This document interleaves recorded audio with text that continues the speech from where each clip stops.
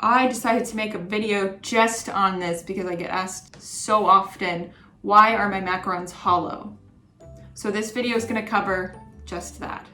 Now, first of all, if you're not using this recipe, go check this video out. I go through step by step how to make macarons, how to get your meringue correct, and everything. So if you haven't, go check this out first, and then come back here if your macarons are still hollow after following those instructions. Now I'm going to go over if you've done everything in this video and they're still hollow.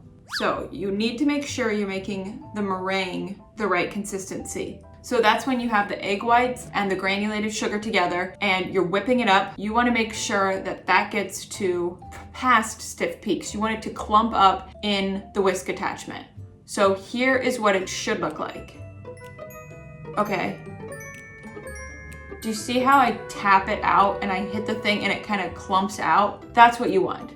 But you don't want to go too far because then that also could cause hollows. Okay, so you want it to just stop when you get to this. A lot of people are scared that they're going to over whip the meringue, but don't be, just get it to this consistency, then go on to the next step. So your macaronage could also be the wrong consistency. This is what it should look like. Okay. You don't want it too thin and you don't want it too thick.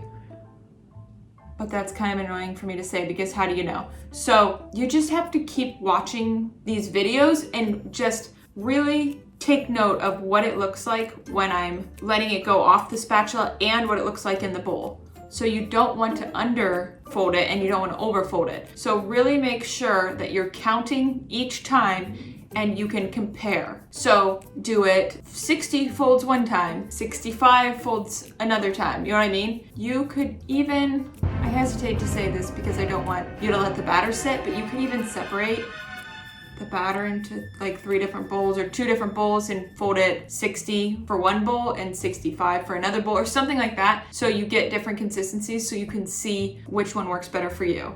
Because if 60 folds work for me or 70 folds work for me, it might be different for you based on your oven and your humidity in your area. Okay, so this is the hard part because you really have to get to know your batter. If you're enjoying this video or learning something, hit the like button below to let me know. Well, it could be because you're not letting your macarons mature. So if you're taking your macarons right out of the oven and letting them cool and then sticking your finger in them to see if they're hollow, that is not going to help you. So make sure you're letting them mature. If you don't want to waste a bunch of filling, maybe just let 1 mature or 2 or something for 8 hours, 24 hours, just to see if it's going to get there. Okay, here is a good example of a macaron. Here's a good example of a macaron of what happens if you get a shell right out of the oven or if you let it mature. Look at this shell.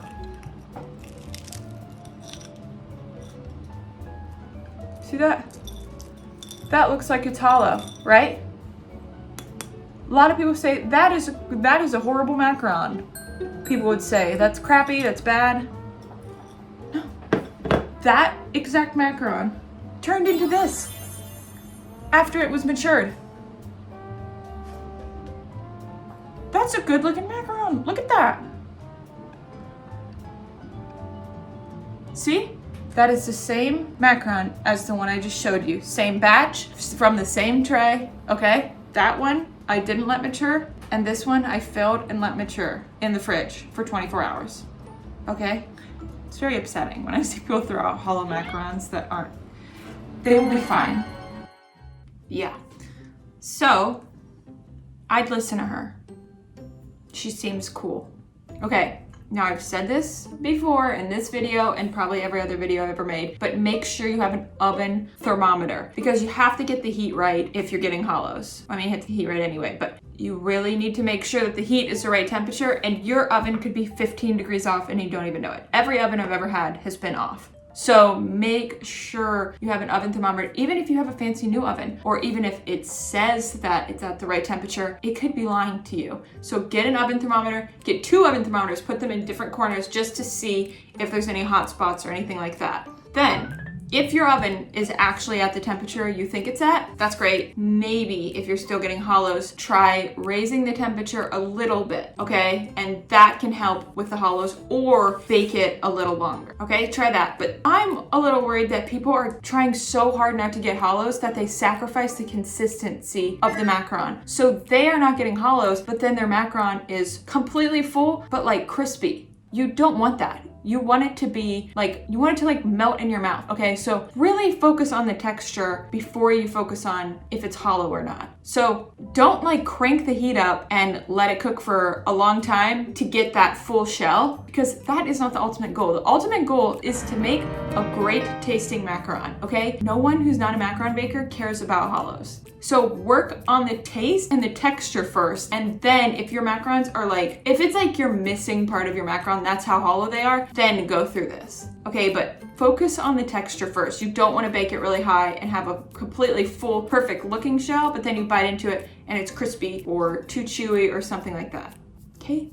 If you like this video and want to see more, hit the subscribe button and the bell next to it, and it will notify you whenever I come out with a new video. All right. Now, sometimes if I let the macarons sit out too long, that is also cause for hollows. Okay, so if you're in a humid area and your macarons have to sit out for a while to get the top to dry, then try putting a fan on them on the first ones, and then when you put those in, put a fan on the second part so they're drying quicker, but not too quick. Oh, this is also a problem. So your oven could be at the right temperature. You got your thermometer in there and everything, but you're putting the tray in, taking it out when it's done, and then putting another tray in without waiting for the oven to heat up again. So then it's not at the right temperature, and you need it to, when they go in there to get the full shells, you need to make sure it's hot right when you put it in there. So let the oven sit for a couple minutes or however long it takes to get it back up to the right temperature, then put your next tray in. Okay? Also, in this video, I talk about slam your trays down. That gets the air bubbles out, but also helps with the hollows. So make sure you're doing that. Go to this video, and I do a frequently asked questions troubleshooting video, or go to the Michelle's Macarons Facebook group, post your questions in there, and pictures, and we can see what's wrong. Okay, you could also try parchment paper. So I like slip mat. I've always liked slip mat. The parchment, I cannot seem to get a good circle shell. With that, it's like the parchment waves at the bottom, and I just can't get a good sturdy shell with that. So I don't like parchment,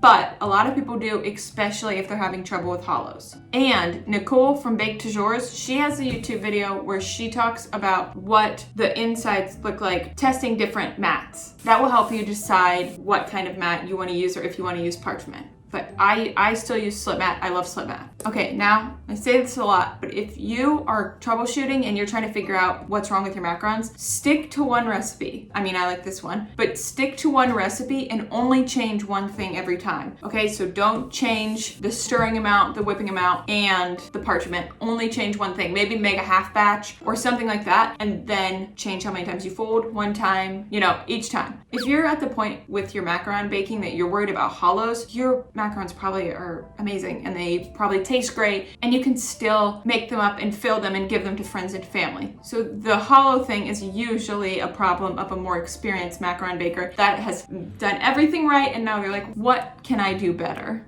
Now, if you've done all of these things and you still have hollow macarons, try a different recipe, or try a different almond flour, or maybe even try a different method. Some people like the Italian method, some people like Swiss. So if you've tried everything with the French method and you're still getting hollows, I mean, first of all, like what I said before, no one's gonna notice. If they still taste delicious and have a delicious texture and there's just a tiny little gap in the middle that fills with maturing, who cares? Okay, so, but if you care and that's a big problem to you, try Italian, try Swiss, or go into the Michelle's Macarons Facebook group, post your pictures, and take a picture of every step. So take a picture of what your meringue looks like and your macaronage when it's done, even maybe a little video of what it looks like when it's falling into the bowl, and what it looks like after it's been piped, everything. And we will all help you get better macarons and a better macaron shell. You could also be cooking too long at a low heat, and that could be like hardening the inside of the macarons so much that it won't mature. So that's probably not it, but it's something to consider if you're like, I am baking it long enough and it's definitely done, and it's still like kind of hard after you've filled them. then consider maybe lowering the baking time. But I would try the other things first. Okay, also, if you eat them right out of the fridge, if you put them in the fridge to mature and then you take a bite right out of the fridge, a lot of times they'll also be too hard. So make sure they get to room temperature. And on my packaging, when I first started, I literally got a stamp that says, for best results, refrigerate and bring to room temperature before enjoying. I put that on every single package because it's so important. Or if you freeze them, make sure you get them to room temperature before you eat them. So underfolding usually causes a hollow macaron for me. So make sure if you've got like a little peak on your macaron after you've piped it, that means it's underfolded and it will probably be hollow. Undercooking them could also make them hollow. So think about it, if there's like wet, kind of raw looking batter, when you open it, that would lead to a hollow shell. So make sure that you're really get that oven thermometer in there. So you don't want it to be gooey because that would lead to a very hollow shell, just because the batter's not cooking and rising up in there. If you'd like, you can follow me on Facebook and Instagram, and I'll put those links below, and check out these other macaron videos. Okay, love you, bye.